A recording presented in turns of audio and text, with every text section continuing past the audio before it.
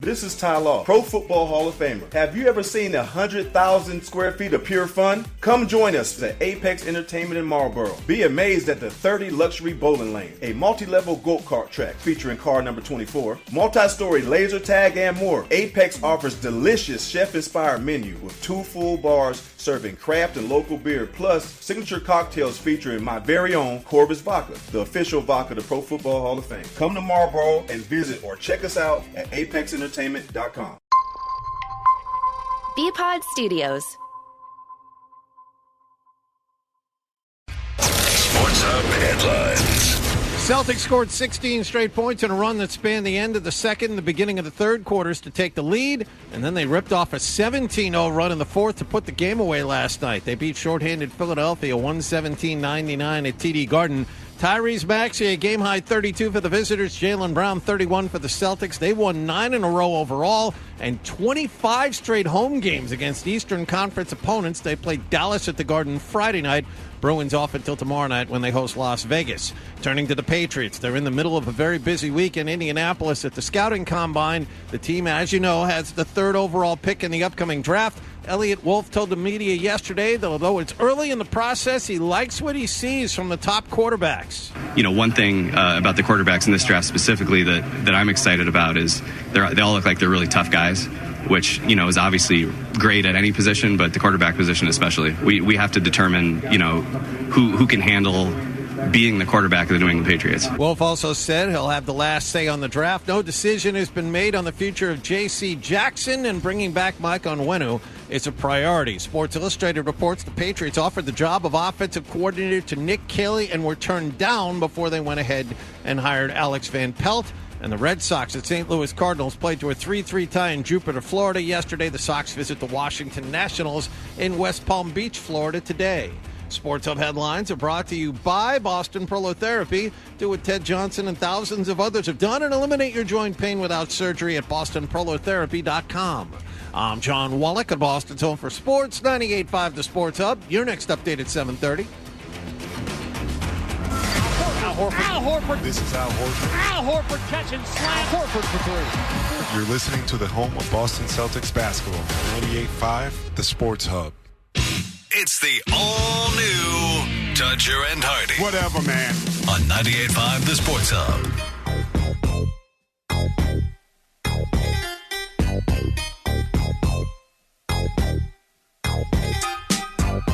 Hey, we are Dutcher and Hardy. This hour of the show is brought to you by FanDuel Sportsbook. Make every moment more with FanDuel. It's funny because I don't, I'm not bopping around the state all the time. Usually it's just for my children's sporting events, more my son, who has a game today north of Portland, Maine. Jesus. They leave their school at noon, and he will return at 9 p.m. That is the day. Oh, today's the day. That's right. Quick 4-hour jaunt.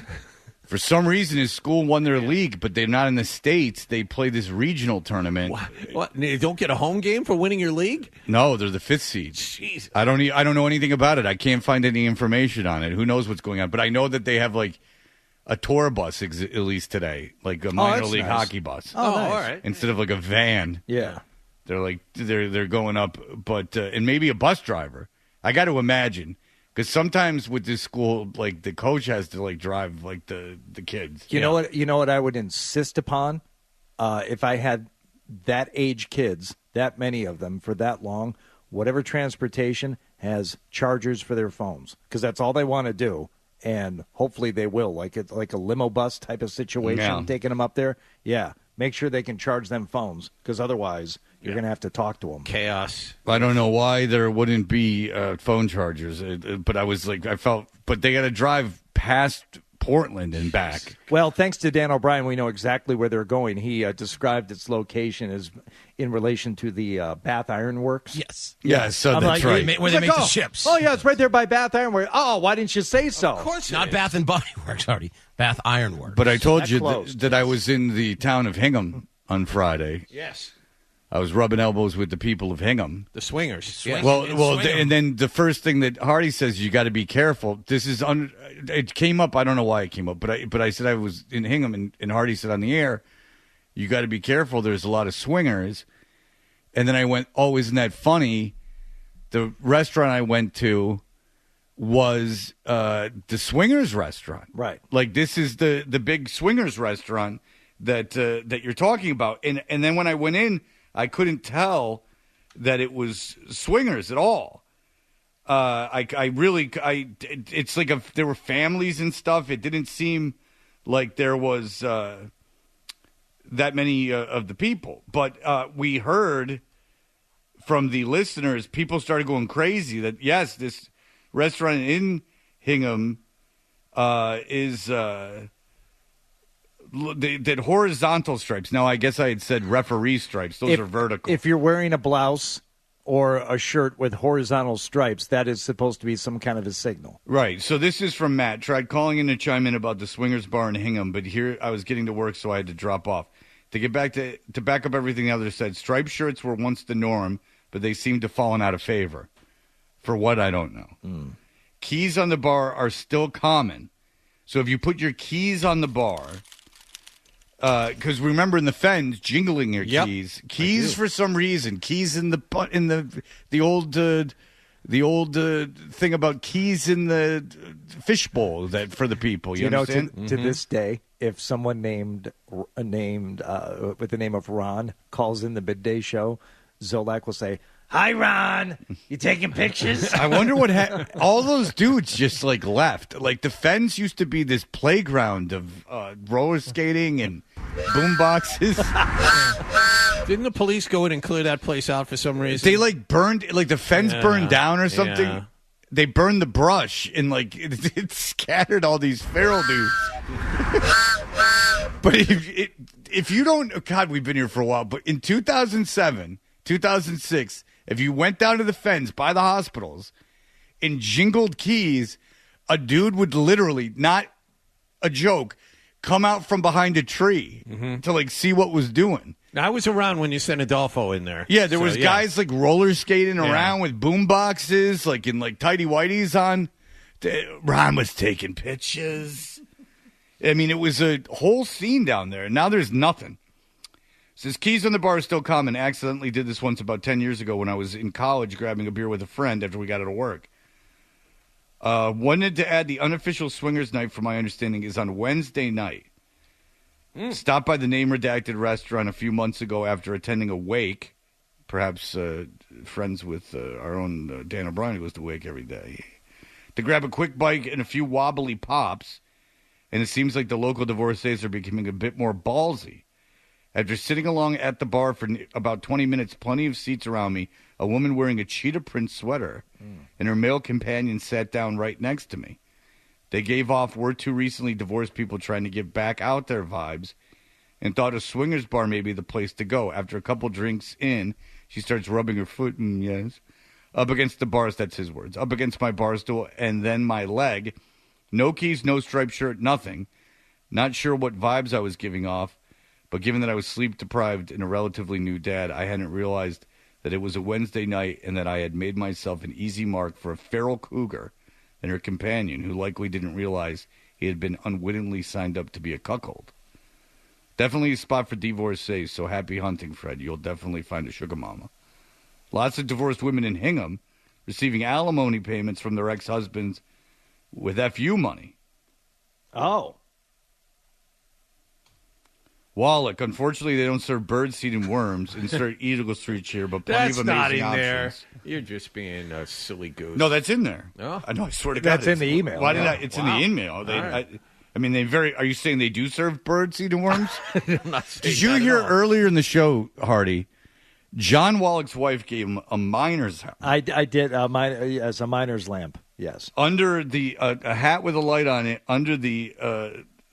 He was saying that this is so he could run better at night, but we all know what it was for. Right. Now, I mentioned this article yesterday from the Anchor, which is it's got to be some kind of South Shore local publication, and it's a really good story. They do this thing about this restaurant, which everybody loves, And It was a very good restaurant. And I've never been to it. Oh, you should go. There's a lot of swingers. Oh, yeah. Well, that's what I hear. But everyone who goes there says it's fantastic. It's one of their favorite restaurants. And the bartender said something to the journalist at the bar. It's like, oh, yeah, that rumor won't go away. It's, driven a lot of families out of there. And the person running it said, despite the fact we had our baby with us, I had my baby shower, there, 5 months earlier or something. We've had kids' parties here before. So the whole driving people away narrative, probably not true. No, do you know how much just to have people talk to you? The idea that I said Hingham and you said swingers, and it's all because of that restaurant, is unbelievable press. I mean, whenever anyone thinks of Hingham, they think of that restaurant. You can't buy that. That's invaluable. That place, there were people crawling out of that place with, ball gags. Well, good news. Considering what day this is, in the article, people have heard the rumors, but no one has any hard evidence of the rollicking swingers scene at the bleep. We're not going to say the name of the restaurant. Look for people in striped shirts, people say. Some insist if you're looking to pick up an extra partner or two, cozy up to the bar, put your keys where everyone can see them. Some swear that swingers frequent the bleep on Wednesdays.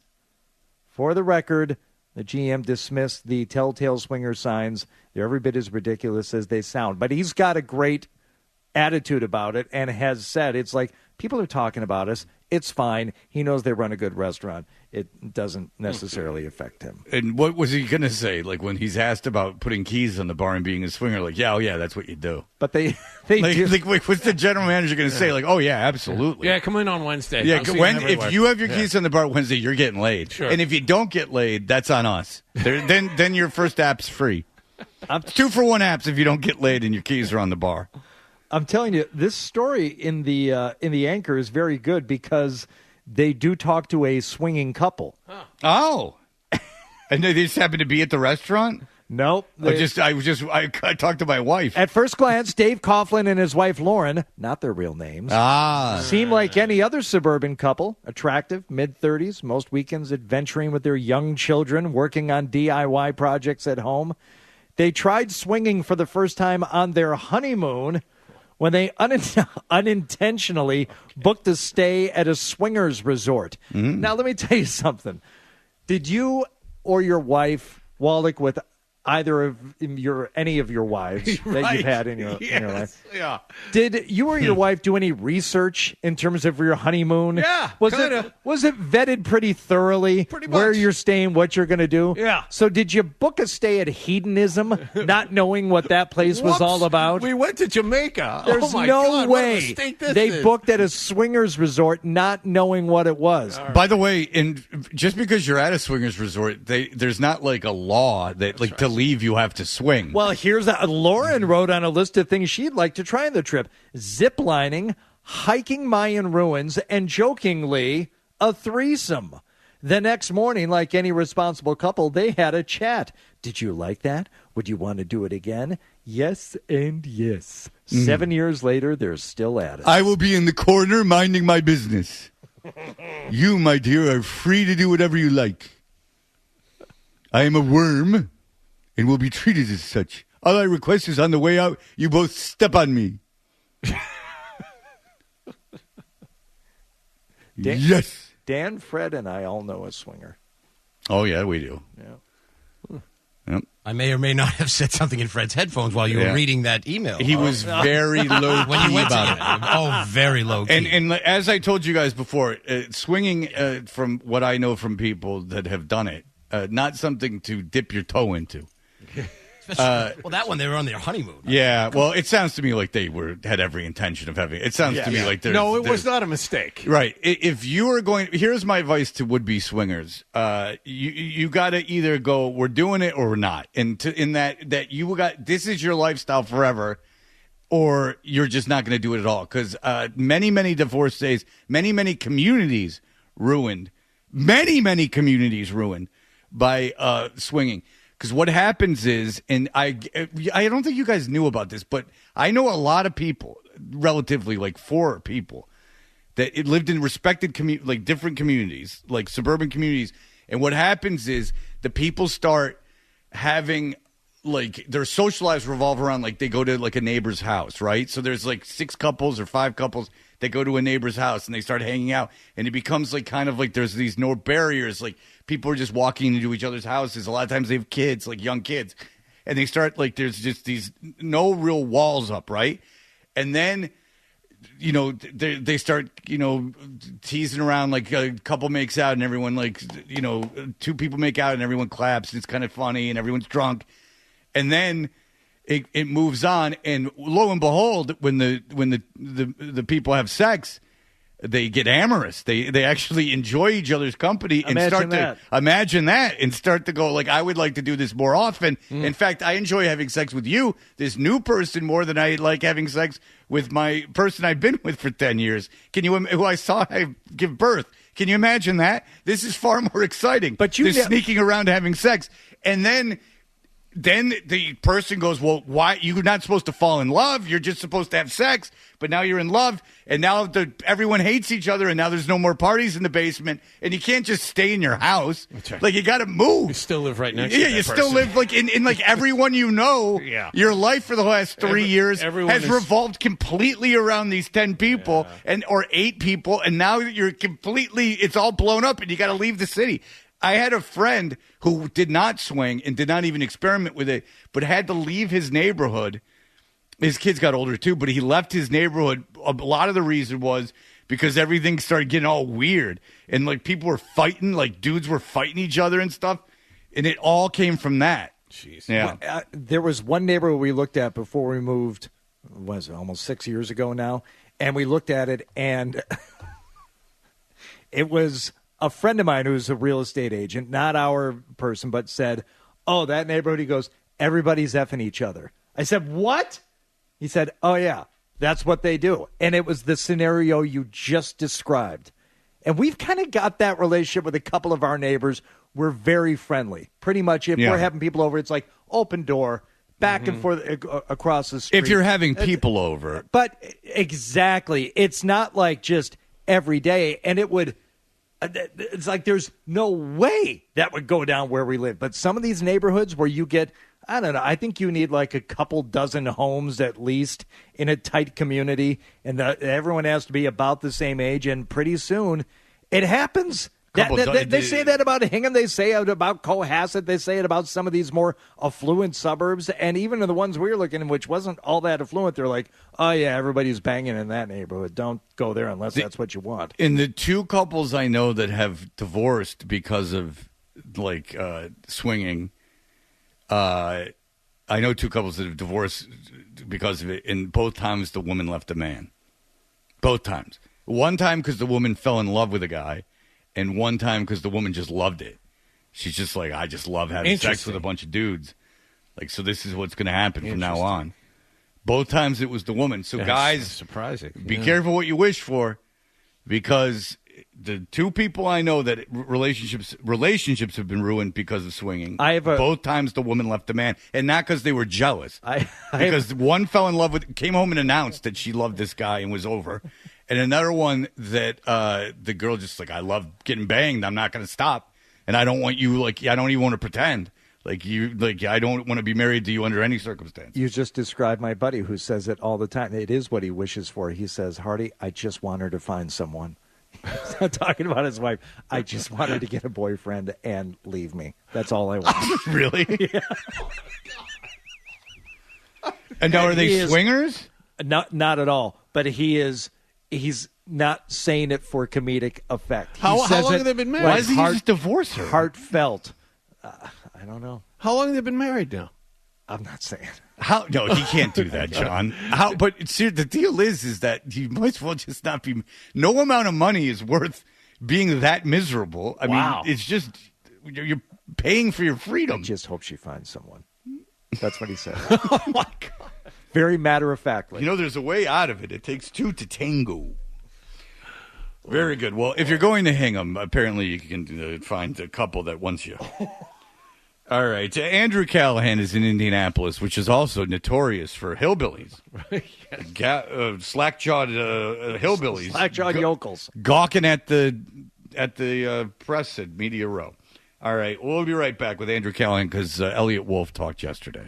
This is Ty Law, Pro Football Hall of Famer. Have you ever seen 100,000 square feet of pure fun? Come join us at Apex Entertainment in Marlboro. Be amazed at the 30 luxury bowling lanes, a multi-level go-kart track featuring car number 24, multi-story laser tag, and more. Apex offers delicious chef-inspired menu with 2 full bars serving craft and local beer, plus signature cocktails featuring my very own Corvus Vodka, the official vodka of the Pro Football Hall of Fame. Come to Marlboro and visit or check us out at apexentertainment.com. BackstageCountry.com, your online home for all things country music.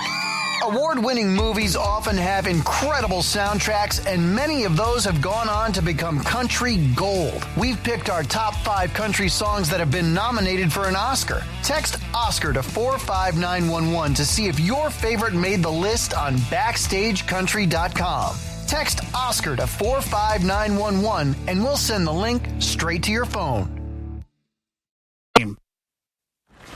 Hey, if your alarm clock sounds like this is the show for you. Toucher and Hardy, the Sports Hub.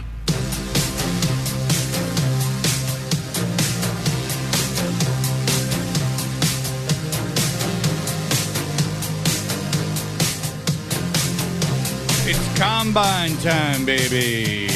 And Andrew Callahan, Patriots reporter, columnist from the Herald,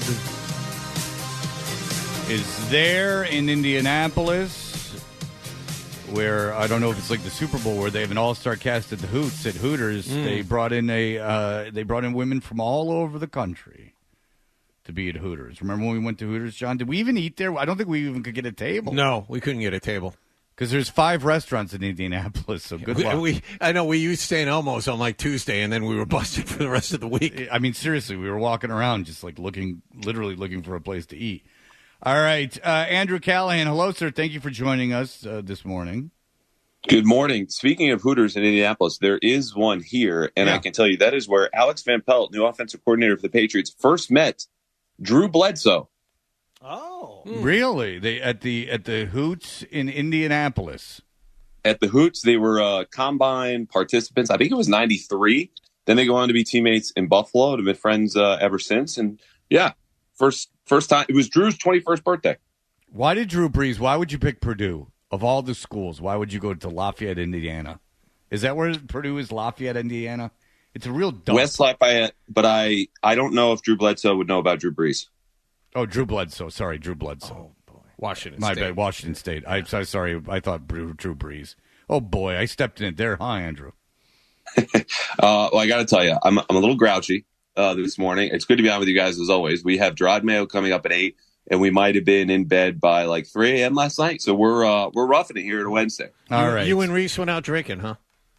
Reese is not here, and I think I was just about to get over it. But now that you mention it, my heart is torn open again because I love Mike Reese as much as certain family members, and I wish he was here, and I know he wish he was too. All right. And so who did you booze with any of you're rubbing elbows with any of the football people? Yeah, of course. And you kind of see him during the day. Like it's, people I think by now understand the combine is much less the on-field workouts that you see on TV and the NFL Network running coverage all day. These guys running around or lifting or jumping in their underwear. It's how business is done at steakhouses and bars and hotel conference rooms and kind of quiet. So part of that involves media, parts don't, but it's been a good couple of days. Have you ever been shocked? And I know you can't give up the source and you don't have to if you don't want to, but have you ever been shocked with just how transparent someone's been in that kind of environment? Like someone for an NFL franchise? Yes. Yeah, people with the Patriots. Sure. Really? They got all drunk and started bitching? I wouldn't say bitching, but certain things come out that I know if I ever ran into them at Whole Foods in Dedham, none of that would be said. Really? So that's invaluable to you. So what? By being out until 3 a.m. last night, you were actually being a great reporter. I mean, those are your words, but you can even hear from Peter King, who of course retired this week and is talking about. Haven't heard that. Oh, I miss him so much already. You freaking people, Peter King. I know, Jesus Jesus Christ. I mean, he's a weasel. No, I'm just kidding. Go ahead. But I just say that because you can contrast, 66-year-old, 44-year veteran of sports writing, full head of hair, with a 32-year-old ball guy you're talking about now. And we'll tell you the same thing about the combine. Like, that's how business is done covering the Patriots or covering other NFL teams. And so it was a long week, but it's a good one. See, I lifted you up, Dice, saying you were a great reporter. You had knocked me down by giving me the Drew Brees Bledsoe thing when I misheard you. And he lifted himself up by saying he shops at Whole Foods. I know. Jesus Christ. I mean, well, I would never be found there. I'm more of a Trader Joe's guy. You can't even buy soda at either of the places. I know. Right. It's like they don't sell Pop-Tarts. I'm not going in. I mean, do good for the Pepsi Corporation. All right, here we are. Elliot Wolf talked yesterday. I just want to ask you, what were your impressions? I thought it was a solid press conference. I think, there are two parts to this, right? It's what Elliot Wolf said, and we parse all that out. And there was a ton. I think Doug Codd and I wrote 6 stories in the couple hours after that had happened. The second part, obviously, is the reaction, which you guys would know better. But for me, if you're a Patriots fan or you're any fan and you're looking for your de facto GM, regular GM, to speak with you as honestly as possible about a number of topics, what's going to be different? How is he going to bring about change? What does he believe in? Elliot delivered on virtually all of those fronts. It seems that everyone in the front office, based on what Elliot Wolf was saying, everyone kind of took a deep exhale after Bill left, and things are a lot more congenial in Foxborough. Yes. I mean, I'm here with Doug Hyde, and someone we spoke to yesterday was saying people are smiling now in the building, and that's okay. And there's just kind of a levity to people going around, even longtime Patriot lifers, which, again, is not all to say this is all Bill's fault. It's just to say the dynamic is so different. And we knew this even before Gerard got the job. Like, there were hints and signs and rumblings and whispers that he was going to be Bill's successor. And in the last week of the season, he's saying, I coach out of love. And I don't know about you guys, but I cannot think of a single phrase that would contrast more starkly with Bill Belichick's coaching style than coaching out of love. And so Elliott, I don't think, is scouting out of love, but they're very much in lockstep about wanting to bring about an environment that I think people want to go to work more than they did the last 2 years. So it seems a little strange that it's still not like an official title, and it doesn't have, all the labels attached to it. But he, as you said, Andrew, he did present himself as the guy who's in charge. So is there any debate amongst you and the other people? It's like, is he doing that as a means to calm people down and, as you said, make Patriots fans feel better? Or do you really feel, no, he's the guy in charge, he's the guy running this thing, even if he doesn't have the title that other teams have, he's the one? He is the guy, and I know there are other folks that reported this as well, but I know he has roster control, and that's been out there for a while. So it does matter, as I think you're referencing, that he says it out loud and the public knows. But him even taking the podium yesterday was a moment unto itself, right? Because the last time Bill Belichick spoke at the Combine was 2013. So we talk about new era. Yes. Like that was new unto itself. And so whether he has the title or not, this is kind of like their defensive coordinators since 2017. Like, oh, Brian Flores is calling the plays. Then it's Steve Belichick. Oh, Gerard's kind of co-defensive coordinator. It doesn't matter. He's director of scouting. I would expect him probably to get a new title after the draft, VP of whatever. But he's in charge. The Crafts made this decision about a month ago, and he's been running the show since then as if he's the GM. Okay. Based on his comments, did you feel like he tipped his hand that they're taking a quarterback at 3? I don't, but I think him saying that obviously they like the quarterback class, first of all, I think he'd have a hard time finding someone who did not. Yeah. But him saying repeatedly, we'll keep all options on the table, franchise tag, trading down, whatever it might be. I think we could read tea leaves without those comments to say they're probably going to do what you just said, take a quarterback at 3. Based on his comments, do you think this time around there will be an actual rebuild and not an attempt at a quick fix? Yes. And this is also, again, you look through his history, where has he been most often? And Green Bay is the answer, right? That's where he grew up literally as a kid, grew up as a scout, as an executive, 16 out of his 20 years in the NFL. And he summarized their philosophy with the Packers very simply: draft and develop, and then extend your core performers from within. So this is a slow burn. This is a slow build. And I think when you have guys who have newly been put in place with him and Gerard, and the guys who are in those positions typically get 4, 5, 6-year contracts, like, they're empowered now to make change, and they're going to make it clear to the Crafts, hey, we're not going to be back in the Super Bowl next year. This is going to take some time. Did you hear the GM from Buffalo yesterday? He put it best when he said, people said we gave up too much for Josh Allen, and he said, well, I know that if Josh Allen doesn't work out, I'm not going to be here. And if he does work out, no one's going to give an S anyway, what we did to get him. So that's really the thing. If you're Elliott Wolf, you got to take a quarterback at 3. If he doesn't work out, your guy, you draft him. Yeah, if he doesn't work out, you're going to get fired. And if he does work out, you're not going to get fired. If you trade down, it just expedites the process. I think you got to take the guy at 3. I agree. I mean, I really do. Unless I'm with you. I think the other part, though, that he mentioned, at the start, right? Like, hey, what are you looking for in a quarterback? And he's not going to pull out of his pocket, top 10 traits that the New England Patriots under Elliott Wolf are actually looking for in a quarterback and share that with the world. But all of the things he said were intangible. So this is the part. It's boring. It doesn't make for good talk radio. It doesn't make for good interviews here. I'll be the judge of that. Okay. You have to be the quarterback at all times. And if they don't trust Drake May or Jaden Daniels, likely who they're picking at 3, to be that guy, elevate his teammates, okay, day after day after day, then they won't take him. And so that, I think, is the part that people are underrating, because we just don't get to measure that with a 40-yard dash or a throwing workout or any of these different things going on at the combine. But they're going to know that a little bit in their interview with all those quarterbacks, and they are meeting with both of them and Caleb Williams. This is all really helping Mac Jones' tradability. I got to tell you, all this talking about demonstrative on the field and lifting up your teammates. I mean, they really don't like him. Boy, oh boy. I don't think I'm reading too much into that. Do you, Andrew Callahan? They don't like Mac Jones very much, it seems. Even if Elliott would push back as hard as possible on the notion, we were reading into those comments. I'll be honest. When he said that, I had to stifle a small snicker in the scrum as we were listening to him. Like I couldn't believe it, because of course, like, those comments in a vacuum make all the sense in the world. No one wants a quarterback who's openly, non-verbally pissy, as he was describing, hands up, pointing at other teammates. But that's not how he made those comments. We do not live in a vacuum with the New England Patriots. Against recent history, that's who Mac Jones was. And so it's hard not to laugh or understand that his recent experience probably informed those comments, watching Mac Jones play football the last 2 years. Yeah, and you would figure if you're a GM of an NFL team, unless your last name's Millen, you're not a total idiot. So you would understand that by saying specific words, he's not talking for 20 hours a week. I mean, he's got one thing he's got to talk at. He knows what he's saying. All right, well, Andrew Callahan, thank you so much. Enjoy your time in Indianapolis, and tell the good people of Hooters we said hello. You got it. Thanks, guys. All right, there you go. I mean, I don't know if I'll ever get over him. I thought he said Drew Brees. He said Drew Bledsoe. Yes. Boy, he threw it right back in your face. Did you think that was necessary? It was a little sassy. Yeah. Did you think it was necessary? I don't think I'm being too No, he kind of too stepped on you thin-skinned. there a little bit.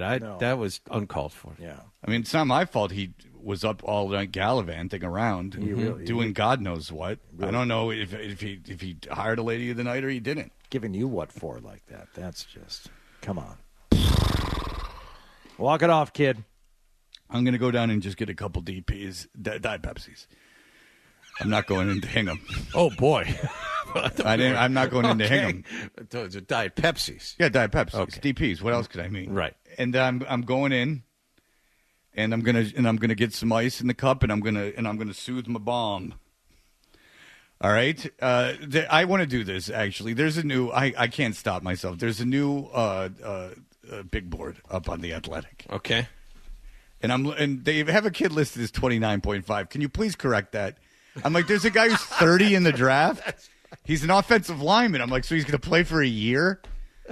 No, he's 23. And if I'm the kid, like, I know you're not supposed to, like, get involved, but I'm like, dude, change my age. Yeah. Like, just for my own sake. I had to Google the guy. Now I know too much about him. He's a lineman from Arizona. It's not 29 and a half. And he's 20, but they have him listed. They have him listed as 29 and a half. And I'm like, there's a 30-year-old lineman? Like he's like a man-child?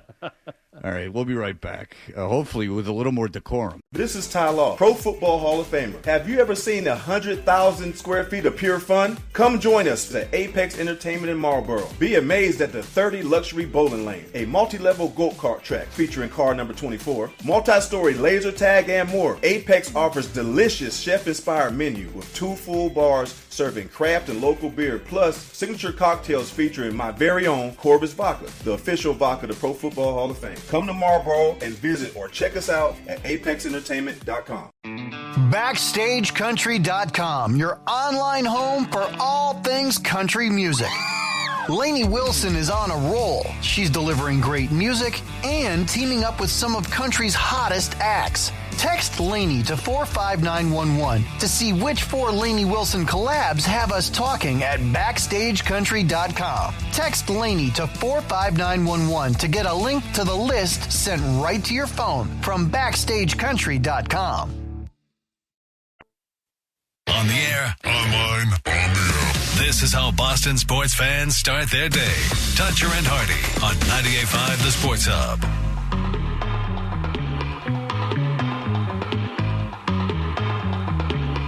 Dig.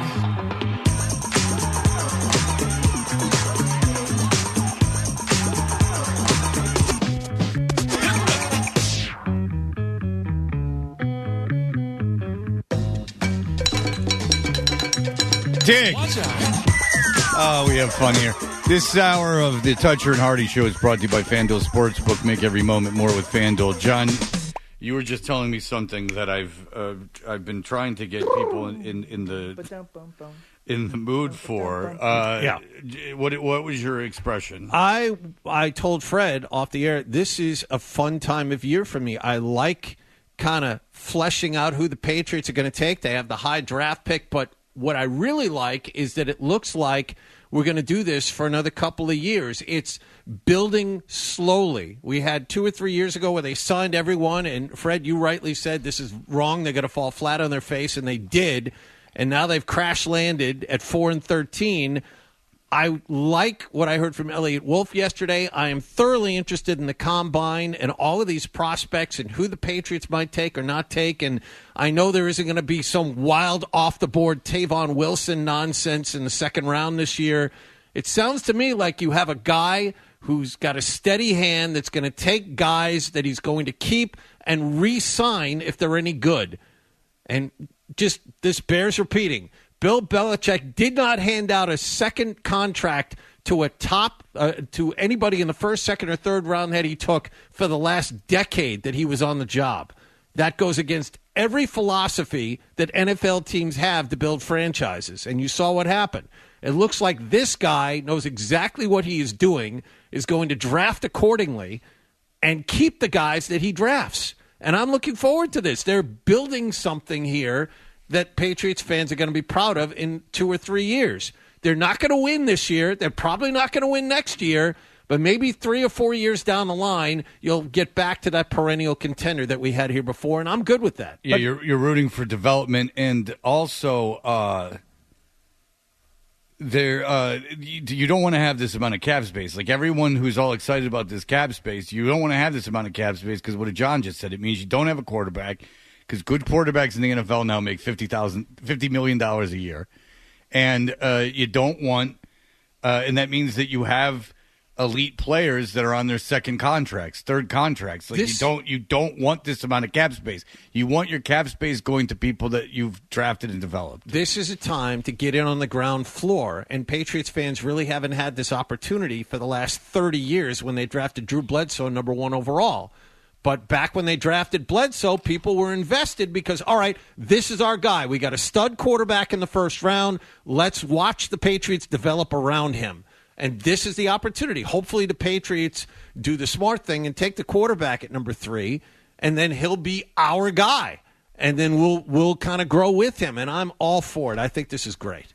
Yeah, I think it's only possible, though, because we've had several years of getting used to the idea of not winning. Mm-hmm. So now we can actually be excited about this. As a Patriots fan, you can maybe, hopefully, finally embrace the idea that you're going to be rebuilding for a few years. That's the key understanding thing here. But you can't do that until you realize, there's no winning going on. So you said the fan base had to mature. No, I'm seriously. They had to get used to the idea of that this is life as being I wouldn't even say mature as much as normalized. Mature, normal. I guess we're saying the same thing. Yeah, is that the Patriots fans, those people in their 20s and early to mid 30s, had this idea of this is what life was like. They don't know what normal is. And the reaction, the negative reaction to being told the realities of life as a football fan, they reacted very poorly. Maybe now Elliot Wolf will do something like drink apple juice at a breakfast, and you can make that your avatar and revolve your life around that in some way. What are you going to do for a meme? Oh. Exactly. I don't. There's one thing Jeff Howe's ever done that wronged us all. It was taking that picture of Bill Belichick drinking the orange juice. By the way, I just want to get into this. For in some shows, they're saying like Felger Mez that they don't like the draft talk, and then they talk about the draft for 2 hours. Talk about how they don't like the draft for 2 hours and about specific guys for 2 hours. Everyone likes talking about the draft. I got news for you. If you don't like talking about the draft, you're not an NFL fan. But did you like talking about it in term like for the Patriots? No, for all those years when they were picking 30. No, because the thing is, Belichick's just going to trade down in the second round, and then he'll take Tavon Wilson in the second round. Like they'll do something many dumb. Of that nonsense, and it didn't work. And then they go, "Well, it works. They're winning." Well, no, it doesn't work. It doesn't work if you don't have Tom Brady, which is why again you have to take a quarterback at 3. But here's the big board by a guy at the Ringer. And it is interesting this way. Caleb Williams, Drake May. He's got Jaden Daniels at 9. He's moved everyone, and this is going to continue to happen. Everyone's moving J.J. McCarthy up. He's moved him up to 27. He wasn't even on his big board in the last one he put on there. But J.J. McCarthy's going to be a top 10 pick, so these guys are all getting in line. And now, where it gets interesting, Bo Nix could be 25 years old during the next NFL season. And let me ask you this. First of all, like Caleb Williams is over 22 and he's a junior. Like Caleb Williams is too old to be is like the age of a senior in college, and he's a junior. So I respect that. He took a year, right? Like every good athlete, a lot of them, most of them, take that like extra year of high school, fine. Or you took a prep year, like that prep year. Like my son was young for his grade. He reclassified. It was a COVID thing. But I reclassified my son. He's a freshman again, and I owed it to him from COVID, and he was young for the grade and everything else. He moved to a private school. It wasn't for sports or anything. I mean, it doesn't hurt. But Bo Nix could be 25. The difference between a 25-year-old and a 19-year-old, I mean, you're playing against 19-year-old kids. That's too much. We were talking about this. Now, I didn't know what I was doing, but at 25, I had a job with a 401k in a condo. Like, I was a year away from meeting the woman I would have children with. Like, this was I had several aborted children at that age. Mm-hmm. Jesus Christ. What?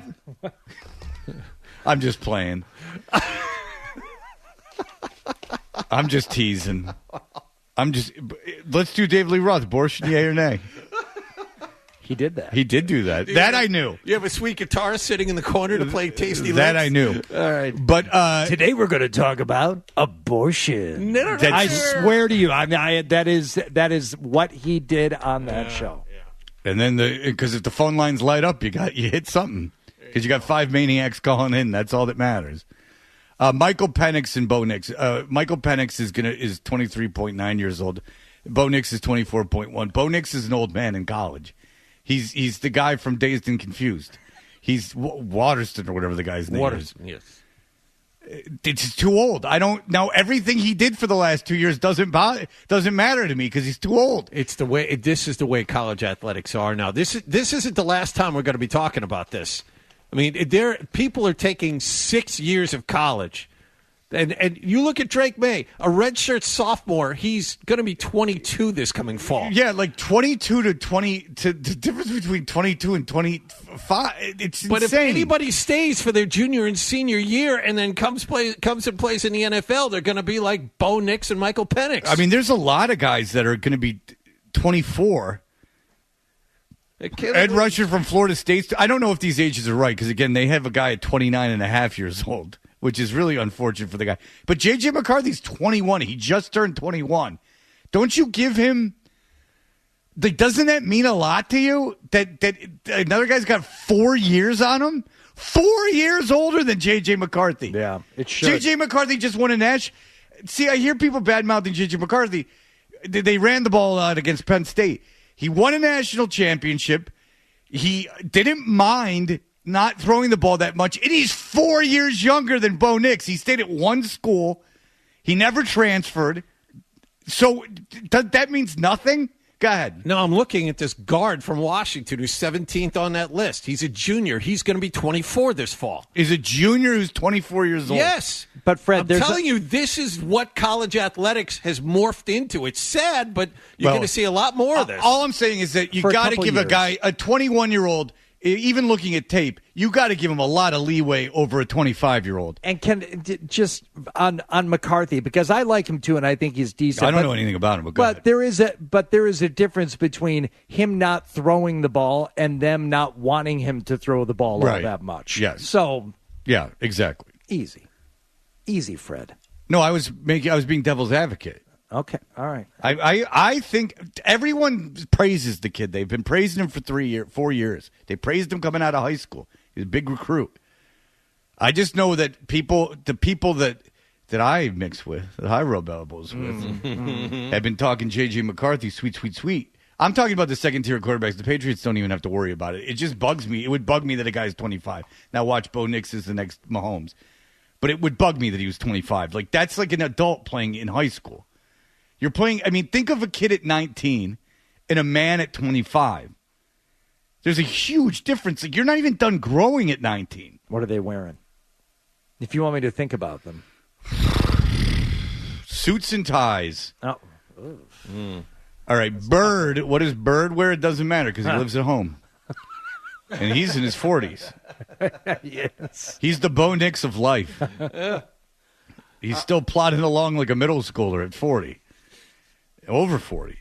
He went to go see Dune 2. With his intellectual equal. Oh, these two. Hardy had to sift through 20 minutes of those two morons babbling. You heard it. You were there. Don't look at me like that. You should make a video of this with just you can figure out what to put in the background. Bubbles and clowns and just everything. So Hardy had to sift through 20 minutes of these two geniuses talking about a science fiction movie and everything else under the sun. So the return of Bird's movie review. This is Ty Law, Pro Football Hall of Famer. Have you ever seen 100,000 square feet of pure fun? Come join us at Apex Entertainment in Marlboro. Be amazed at the 30 luxury bowling lane, a multi-level go-kart track featuring car number 24, multi-story laser tag, and more. Apex offers delicious chef-inspired menu with 2 full bars serving craft and local beer, plus signature cocktails featuring my very own Corbis Vodka, the official vodka of the Pro Football Hall of Fame. Come to Marlboro and visit or check us out at apexentertainment.com.